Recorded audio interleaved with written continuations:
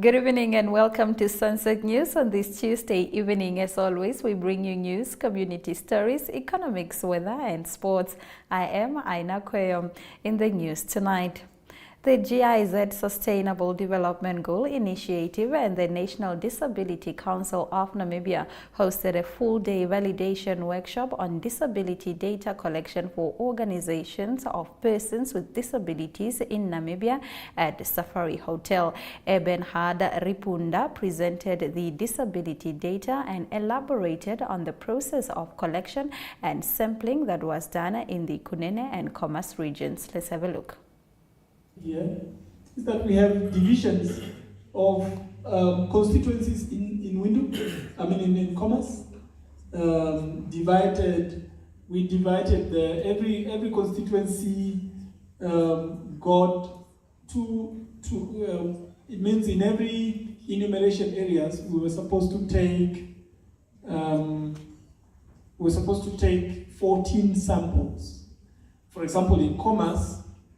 Such a big, not in Khomas, but it's Khomas Dal, we took 14 samples plus 2, which makes it 28. So in all the constituencies of Khomas, except one, which was covering a wide range, bigger area, which is Khomas Windhoek West constituency. We took a bigger size sample from there, which is 42. And then in Windhoek Rural, we took 14 samples. Then this may be Greek to some, but please bear with me. Those who can understand are understanding. And this is why we need to do this now, because this is the validation of how, if there is any discrepancies in the data collection process. In Kunene, we did the same. Kunene, they have 7 constituencies. We divided them on the same wise. Because they were smaller constituencies, we took each 14 samples, but except in Oneuptwo. The Competition and Consumer Authority of Botswana and the Namibian Competition Commission signed a Memorandum of Understanding. CEO of NACC, Vitalis Ndilikokule, expresses the importance of Namibia and Botswana in assisting to execute the mandate. Let's have a look. The Memorandum of Understanding, Mr. Keseho Modongo from CCA and Ms. Melissa Helmer from the NACC said, quote unquote, "We will give it our best shot." Indeed, they have given it their best shot. That is why we are here today, to formalize the cooperation arrangement between our two authorities. We appreciate the work that the legal team from both sides have done. Thank you, colleagues, for a job well done. The process of clearing the MOU through the Office of the Attorney General here in Namibia and in Botswana have now been completed, and we are cleared basically to sign the Memorandum of Understanding as we are going to do today. As I said earlier, today marks an important day in which the two authorities formalize the cooperation arrangement by way of signing the Memorandum of Understanding. The purpose of this Memorandum of Understanding, as contained in Article 2, is to contribute to effective enforcement of the competition law in Botswana and in Namibia through the establishment of a framework for cooperation between the two competition authorities. In the context of this MOU, the competition authorities will promote in the two countries competition issues by addressing anti-competitive conduct in accordance with the laws and regulations of our respective countries in order to facilitate the development and cooperation of well-functioning markets in our countries.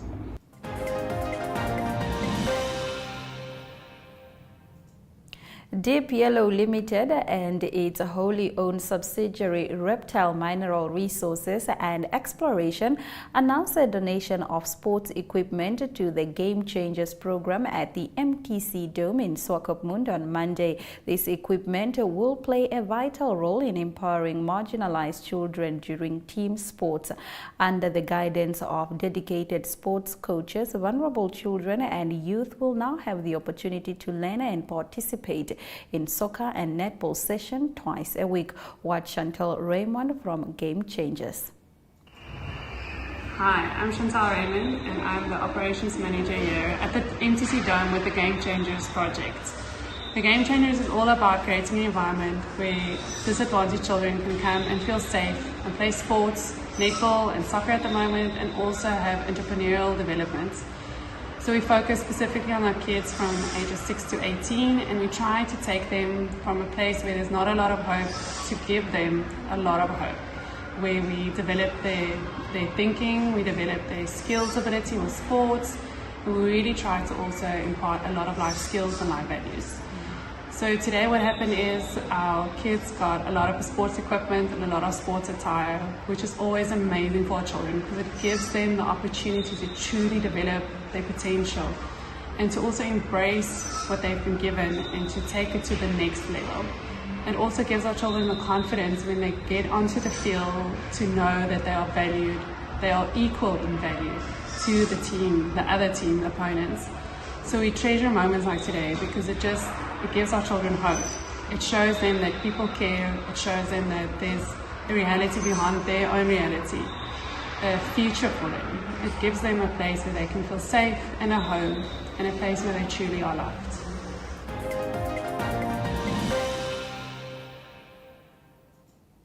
A site visit at the Be Free building site close to the Katutura Multipurpose Complex took place earlier today. Here is the First Lady of Namibia, Monica Gaingos, as she shares plans for the project, and Sadam Biwa shares the prospect of the site. The first phase is expected to be done by July. Have a look. Effectively a labor of love from the One Economy Foundation to the youth of this country through the Ministry of Youth, Sport and National Service. The Ministry of Health is also involved in relation to the clinic, although we'll be hiring the nurses ourselves. The Ministry of Health will be deeply involved. Anybody who wants to provide services to young people from this building is welcome.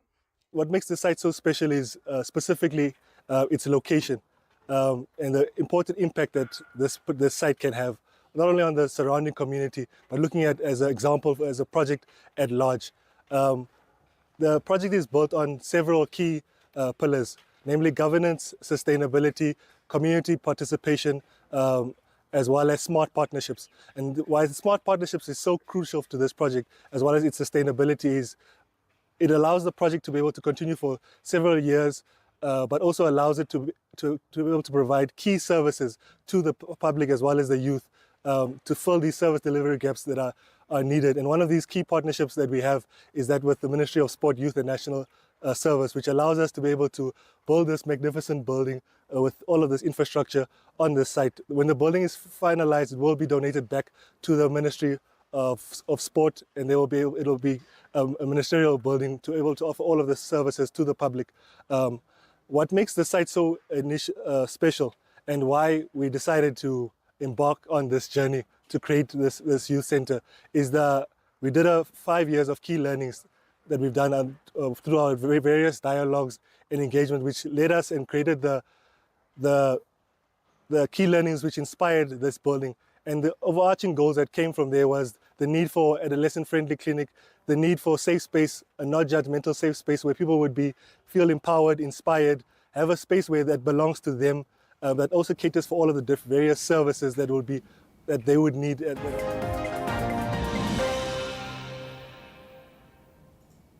In our Story of the Day segment, the official opening ceremony for the National Conference for Youth from Marginalized Communities and Indigenous Minorities in Namibia kicked off yesterday. We return with this story and more. Stay with us.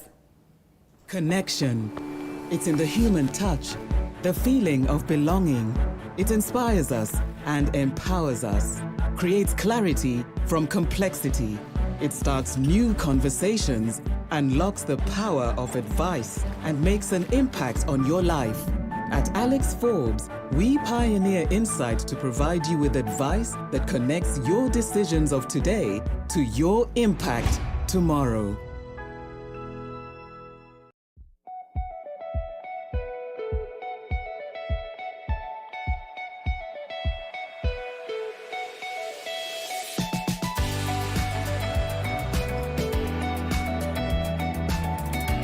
To another exciting episode of Oneuptwo.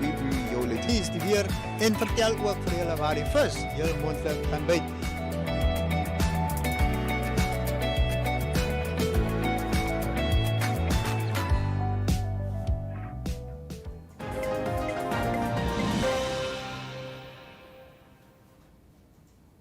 Here is the story of the day for tonight. The official opening ceremony of the National Conference for Youth from Marginalized Communities and Indigenous Minorities in Namibia kicked off yesterday, the 22nd of May 2023 in Swakopmund at the MTC Dome. The conference will be ongoing until Thursday, the 25th of May 2023 under the theme Bringing on Board Youth from Marginalized Communities in order to not leave anyone behind. Deputy Minister of Sports, Youth and National Services, Honorable Emma Kantema, explains through the advocacy and the work of the division, government has demonstrated that it does not only recognize the rights and interests of marginalized communities and indigenous minorities, but indeed prioritizes them to ensure meaningful participation. Have a look. I'm very excited to be here with you today, especially to mark this very historic event that we are gathered for today. And I would like to start with a quote from Richard John, and I quote, "If the cause of poverty is marginalization, then the cure is inclusion." End of quote. I saw this quote as befitting for the purpose that we are here today and for what we are striving, where we want to be. This event is a testament that there is tireless efforts being made to cure the marginalization through inclusion. Therefore, I'm elated to be delivering this keynote address at the official opening of the National Conference for Youth from the Marginalized Communities and Indigenous Minorities, which is being co-organized by the National Youth Council, the Ministry of Gender Equality, Poverty Eradication, and Social Welfare, and together with the United Nations Department for Economic and Social Affairs. Our President, His Excellency Dr. Hage G. Geingob, has shown his commitment to the inclusion of the marginalized communities. I was listening to my senior here, narrating his journey, how he was identified by the former president, our founding father, how he was appointed by the former president. But I want to go a step further where he stopped, where His Excellency, when he took office, he elevated the issues of the marginalized affairs to become part of a ministry, and also that appointment that came through for the deputy minister at that level. I think we should give Dr. Hage G. Geingob a round of applause for that. This is evident in the Harambee Prosperity Plan. We all know the HPPA. We are now under HPP2. Under the Zero Deaths from Hunger or Poverty, in this section, the HPP stipulates that there should be a revision and conversion of the food bank, special feeding for marginalized communities, and marginalized grant into a monthly cash transfers. I'm just demonstrating that the issues of inclusion, the issues of empowering those who are marginalized are taking central priority in the HPP. This transition in the HPP has now been done to be in the big will be paid to the existing food bank and the marginalized grant beneficiaries. Similarly, the NDP5 documents how developmental interventions for persons from the marginalized communities have been rendered ineffective by factors including but not limited to interventions that have been created, that has created structural dependency, absence of social institutions and leadership structures to organize persons from the marginalized communities, and the lack of dedicated strategies that defines integration and mainstreaming, hereby causing an ad hoc approach to the needs of marginalized communities.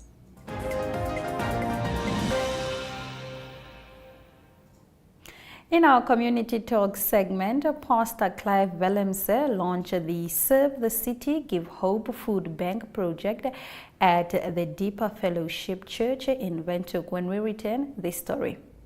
Every day, you make choices that make you legendary.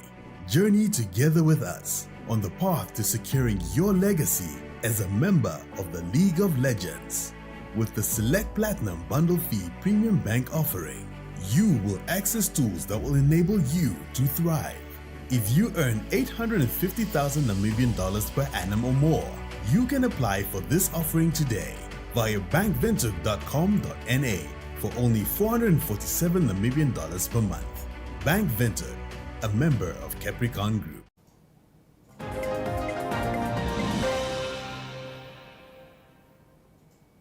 Pastor Clive Willemse launched the Serve the City, Give Hope Food Bank project at the Deeper Fellowship Church in Windhoek. The mayor of Windhoek, Joseph Rapingana, also indicated his support for the project. Church members seek food donations and collect various items to give to those in need in the capital. Have a look. Operating our new worship auditorium as a church. So we start this morning with having a fitness session, but in particular we start the celebration with the launch of the Give Hope Food Bank. And the reason why I'm mentioning this morning is important that we started church as Deeper Fellowship in 2020, in March 2020, this is when the church started. It's the weekend of the very first lockdown. This is when Deeper Fellowship Church Namibia started. Now can you imagine, your worship, ladies and gentlemen, that everything locks down. Churches, schools, institutions, shops are closing, and that particular morning the Lord said, you have to start now, starting a church. And so we immediately I recognize that God wants to give birth to something new in the city of Windhoek.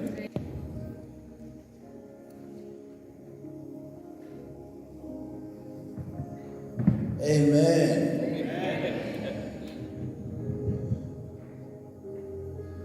Let me perhaps start with the official speech first,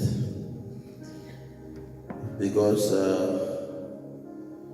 the song that was sung here made me to feel, I don't know, but that. Pastor Clive Willemse, Senior Pastor of Deeper Fellowship Church in Namibia, the entire leadership of the church, members of the church community, members of the media, ladies and gentlemen, good morning.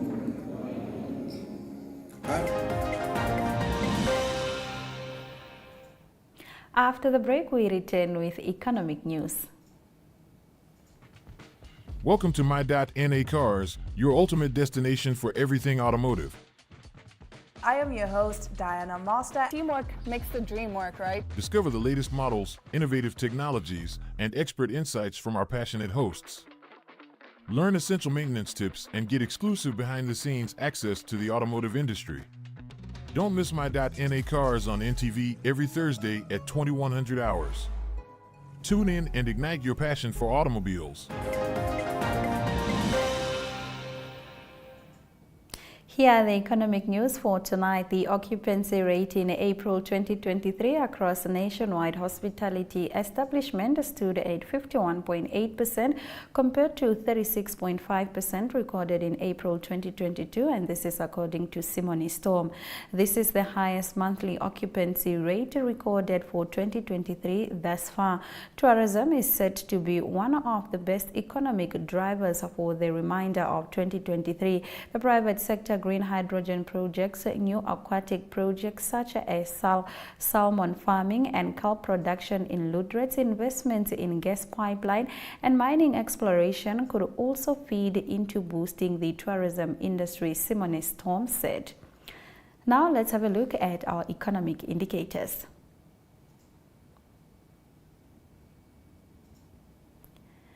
The Namibian dollar trades at 23 Namibian dollars 87 cents to the British pound and 20 Namibian dollars 71 cents to the euro.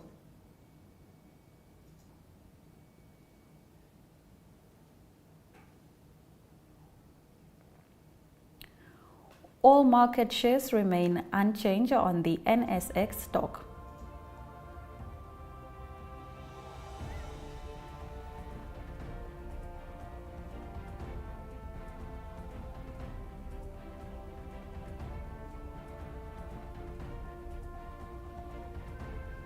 Overall index is down by 0.27%.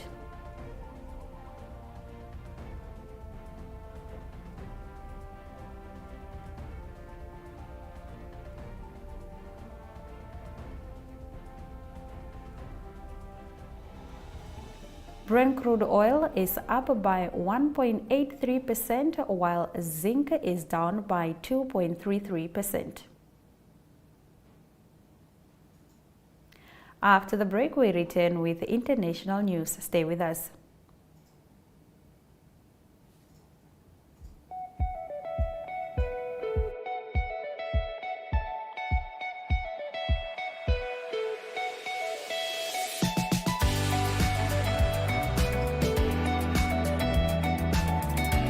To another exciting episode of Oneuptwo. We bring jou Is die weer en vertel ook vir julle waar die vis heel moontlik kan byt.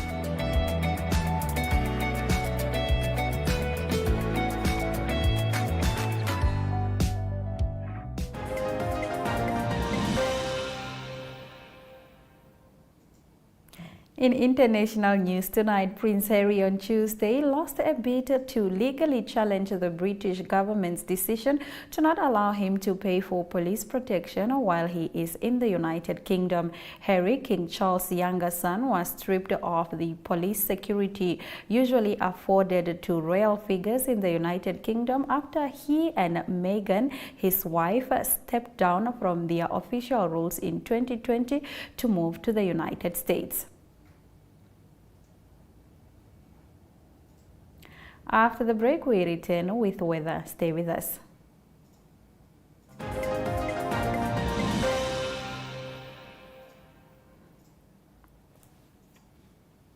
Here are the weather predictions for tomorrow.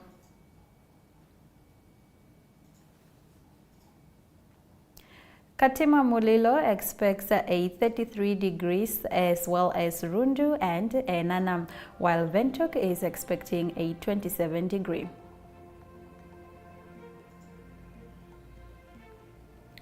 Henties Bay will have 20 degrees as well as Falfish Bay, while Mariental expects 30 degrees and Keetmanshoop 29 degrees.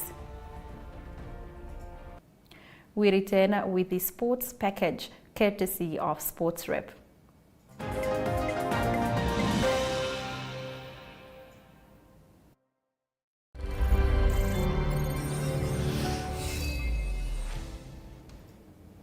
Good evening and welcome to your Sunset News Sports section, courtesy of Sport Rep. This is Jesse Jackson Kauraitha, your host for today. The city of Windhoek has requested a budget of 800,000 to develop adequate seating for spectators at 5 popular sports in Windhoek. The city spokesperson Harold Akwenye confirmed this to Namibian Sun when asked about the city's plans for the Samora Machel Community Sports Hub, which has been a field that has produced memorable events, including that is the PST Bet Samora Machel League as well.